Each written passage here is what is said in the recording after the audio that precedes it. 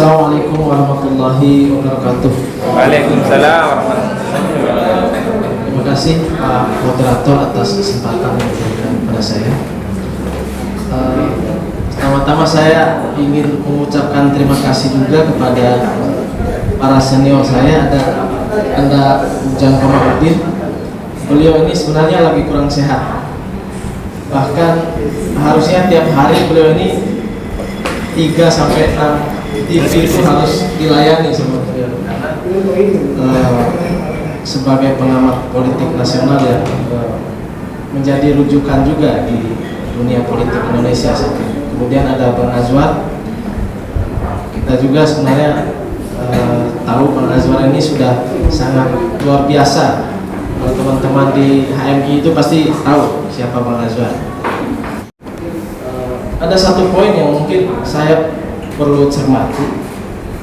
Di sana dikatakan bahwa para peserta pemilu atau capres cawapres itu harus menghindari yang namanya politisasi sara, kemudian menyebarkan hoax, ujaran kebencian, penghasutan, kemudian intimidasi dan lain-lain.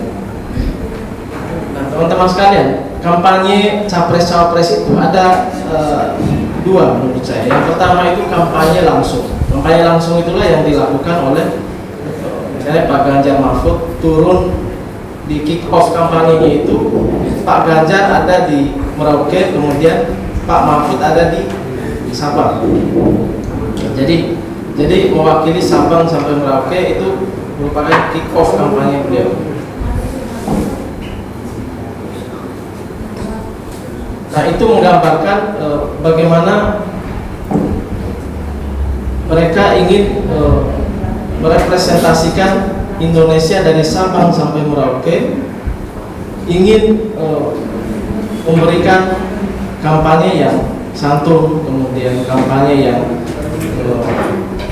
dengan gagasan dan lain-lain.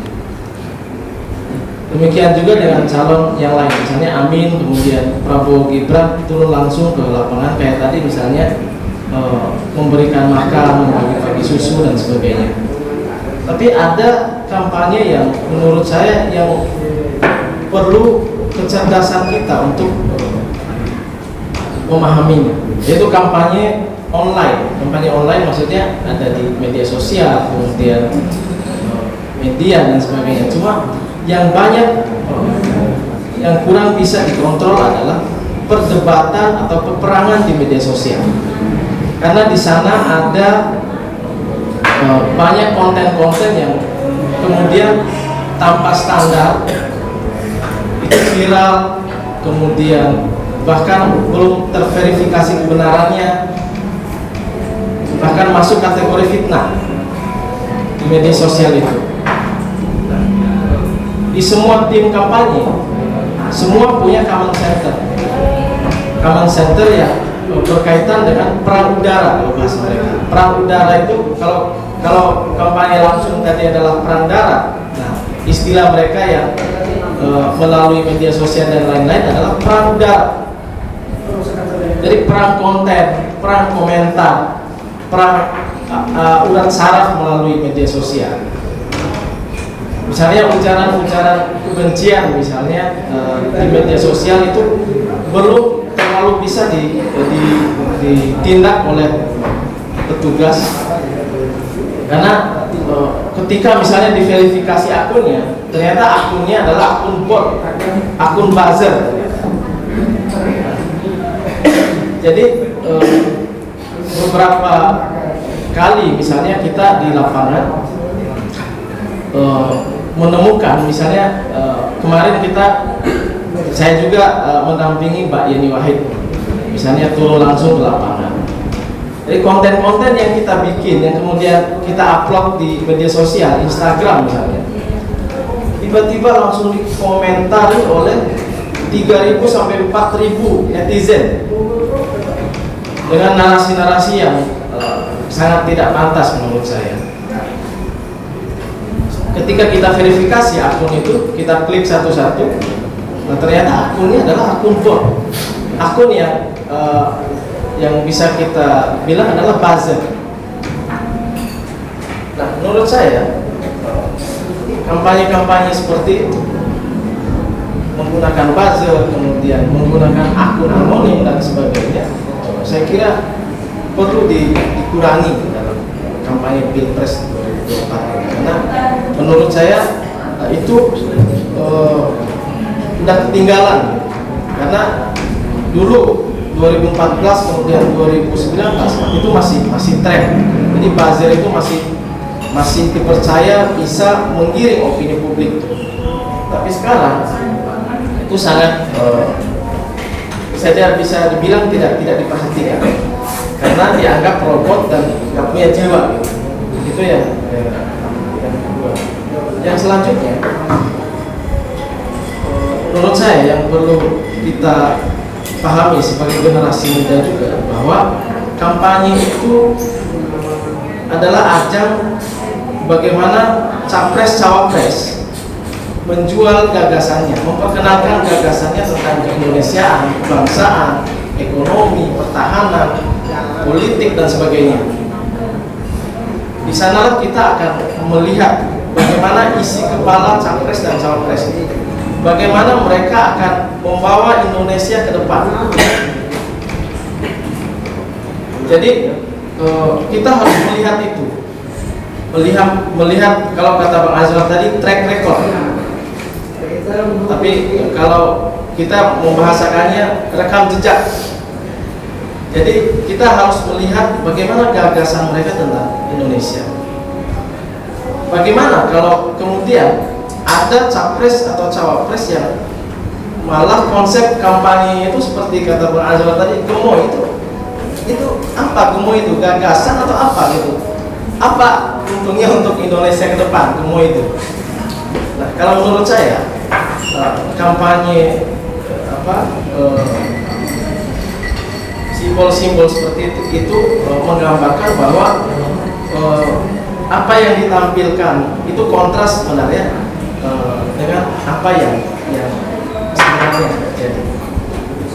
Bagaimana jadinya misalnya ada cawapres yang harusnya terverifikasi dan bisa dikatakan sebagai tokoh nasional, itu beberapa kali misalnya diajak adu gagasan dan sebagainya malah tidak hadir, walaupun alasannya ada kesibukan lain atau menghadiri acara lain dan sebagainya. Tapi disitulah kita akan melihat bagaimana kapasitas seorang capres atau cawapres, bagaimana visi misi yang benar-benar bisa diuraikan secara intelektual oleh mereka, walaupun visi misi itu digagas atau disusun oleh tim pakar dan tim sebagainya. Tapi bagaimana dia mengurai visi misi itu yang perlu kita lihat dari capres cawapres. Sehingga walaupun misalnya gagasan-gagasan pemudaan dan sebagainya, saya kira nggak perlu capres cawapres itu harus muda. Tapi bagaimana visi misi capres cawapres itu mengakomodir kepentingan dan kemajuan generasi muda ke depan. Jadi saya ingin simpulkan bahwa kampanye yang harus kita lakukan adalah kampanye yang benar-benar menghindari kampanye sara, kemudian menghina, menghasut, memfitnah dan sebagainya.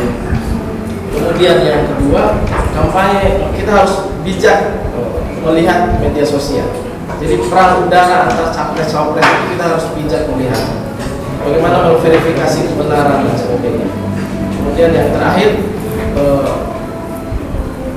gagasan dari capres cawapres itu perlu kita verifikasi, perlu kita uji dan perlu kita mengamati bagaimana capres cawapres itu menguraikan visi dan misi program-program. Nah, dengan begitu kita berharap pemilu ke depan bisa benar-benar damai dan menghasilkan pemimpin yang benar-benar dibutuhkan oleh bangsa dan negara. Saya mau ucapkan dari pernyataan beliau tadi, harusnya pemilu itu tanpa Jokowi. Iya. Harusnya pemilu itu tanpa Jokowi. Kenapa? Headline itu headline. Pemilu tanpa Jokowi. Karena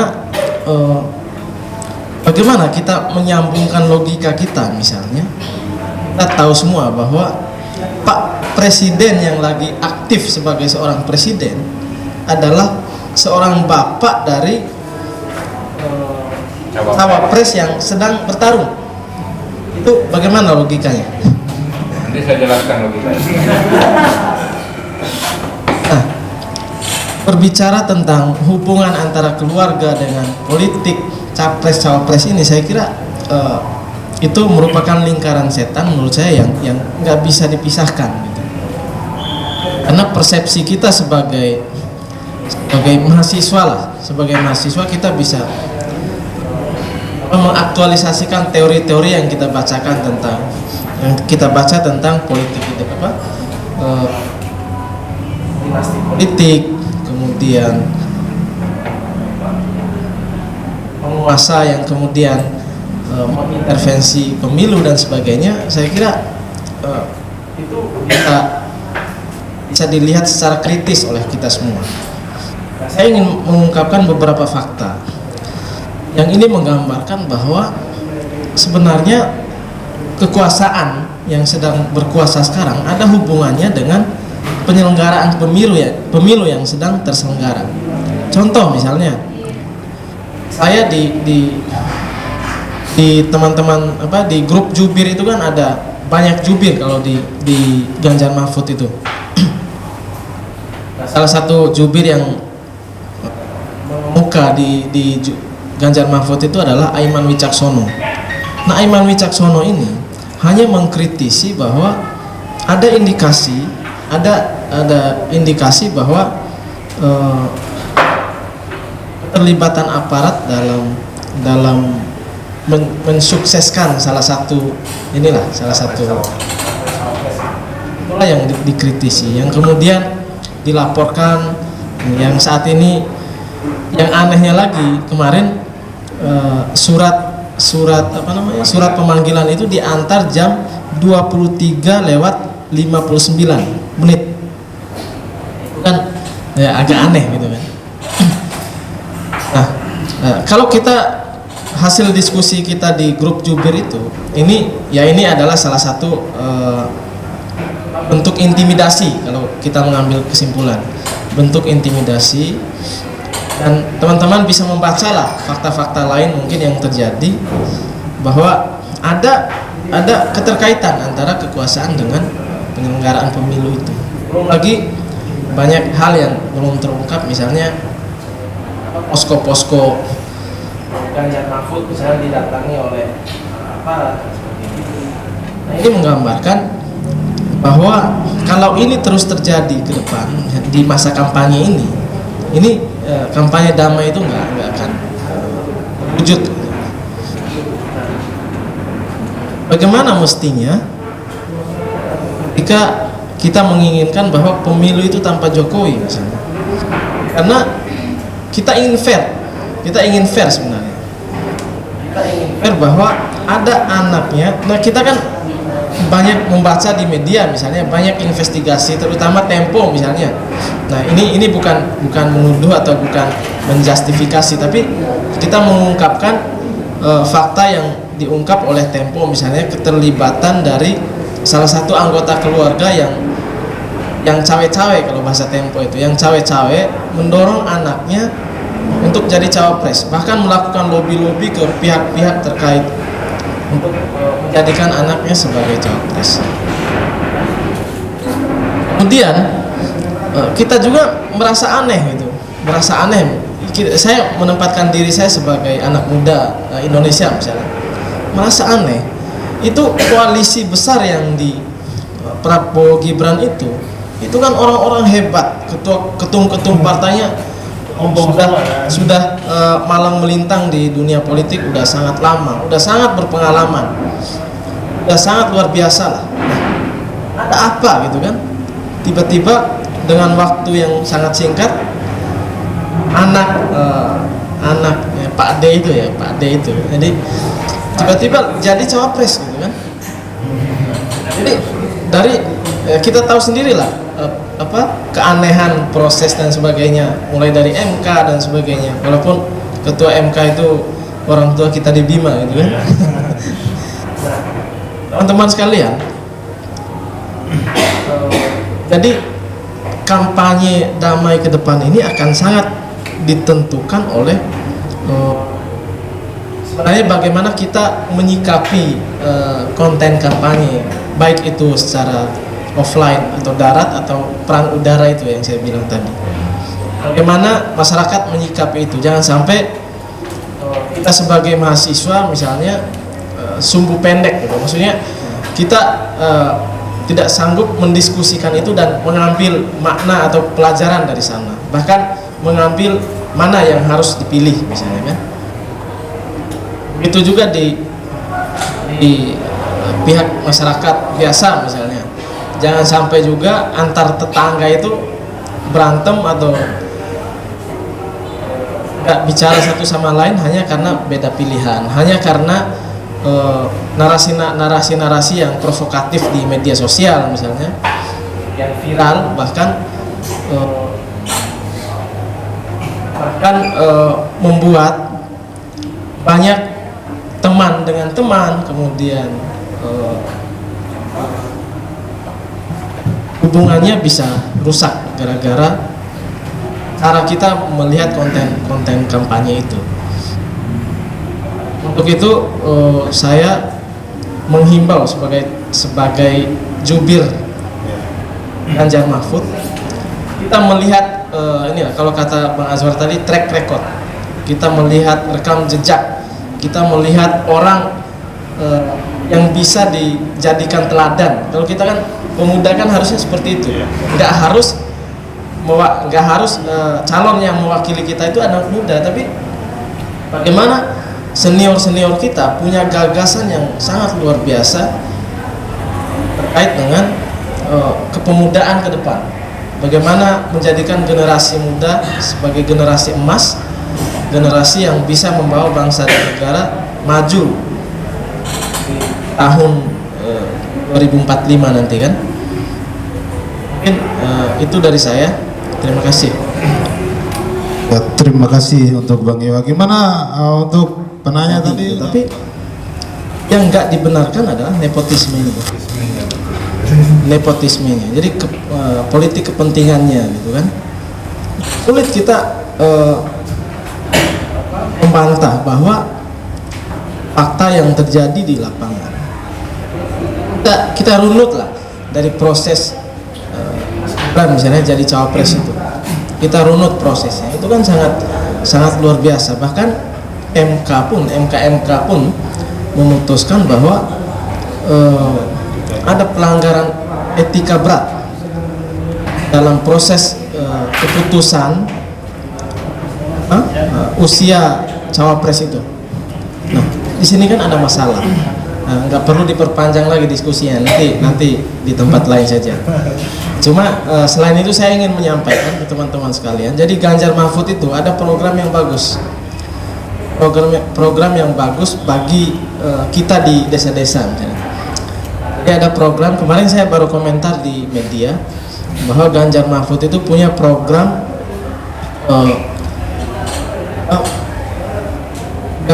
memperhatikan guru ngaji di desa-desa, guru ngaji dan marbot, dan itu akan dibuat standar nasional. Jadi ada standar nasional gaji guru ngaji dan marbot.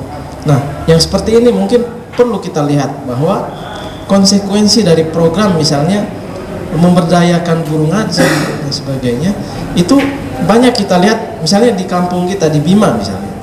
Di Bima itu banyak guru ngaji yang sudah tidak mengajar ngaji lagi karena harus memikirkan ekonominya sendiri. Lebih banyak kerja di sawah, gunung, ke ladang dan sebagainya. Sementara banyak anak-anak desa itu sangat membutuhkan peran guru ngaji. Dan ini juga akan menentukan bagaimana moral anak-anak muda ke depan, gitu kan? Bagaimana moral anak bangsa ke depan. Kita melihat sendiri bahwa konsekuensi berkurangnya peran guru ngaji ini akhirnya apa yang terjadi? anak muda itu lebih banyak terpengaruh oleh media misalnya, lebih banyak terpengaruh oleh pergaulan bebas, minum minuman keras, tawuran, narkoba apalagi kan. Nah, program-program yang seperti ini yang punya dampak sangat luar biasa, mungkin perlu kita pertimbangkan dalam memilih capres-cawapres itu. Satu lagi, bagaimana capres-cawapres itu menginternalisasi program itu, bagaimana dia menguraikannya dengan baik, mampu nggak dia merealisasikannya dan sebagainya. Kalau ada kritik kemarin dari siapa itu terkait dengan kesejahteraan guru yang dijanjikan oleh Ganjar Mahfud itu kan uang yang dikelola itu 3.000 triliun, 2.000 sampai 3.000 triliun APBN itu. Ada yang nggak bisa kalau misalnya penguasa kita itu punya keinginan untuk memajukan bangsa dan negara. Ada yang bisa, nggak ada yang bisa dikelola misalnya di breakdown ke APBN dan sebagainya. Yang penting bagaimana penguasa itu punya rasa yang lebih keberpihakannya terhadap masyarakat. Seperti itulah. Saya nggak panjang-panjang. Jadi nanti kita di 14 Februari itu pilihlah dengan hati. Halus betul ini. Pilihlah dengan hati.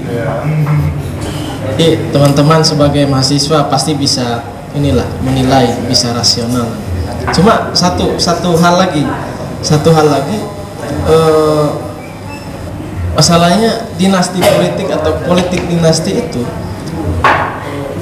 ini teorinya memang begitu, teorinya instrumen kekuasaan itu akan ya sedikit atau banyak akan digunakan. Misalnya kebijakan-kebijakan, misalnya kayak tiba-tiba ada BLT kan, udah nggak usah dilanjut.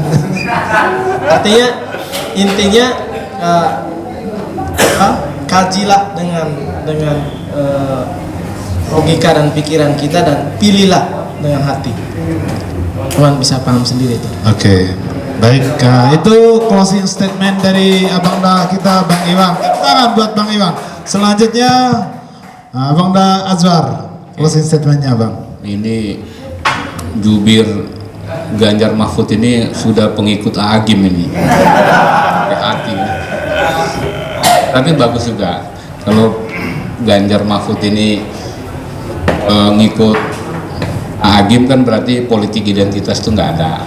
Itu kira-kira ya, saya sih pemilu ke depan kita hadapi dengan senyuman, bahwa semua, misalnya tadi itu yang pertanyaan itu pemilu yang lalu sampai bentrok-bentrok di depan Bawaslu sampai macam-macam, kemudian masuk dari kabinet. Nah, itulah kebesaran hati Pak Jokowi dan Pak Prabowo, bahwa konflik itu dia tidak mau merawat, bahwa begitu keluar dari TPS, para pemimpin bangsa itu berkomitmen bahwa ini adalah sama-sama anak bangsa, nggak boleh merawat konflik politik itu sampai pada anak turunan. Dan ini sudah diberikan contoh oleh Pak Jokowi dan Pak Prabowo, dan ini mudah-mudahan bisa berlanjut di proses kepemimpinan ke depan Prabowo Gibran. Saya kira ini menarik, dan Mas Gibran ini adalah jadi simbol anak muda Indonesia. Wassalamualaikum warahmatullahi wabarakatuh. Waalaikumsalam warahmatullahi wabarakatuh. Luar biasa, semakin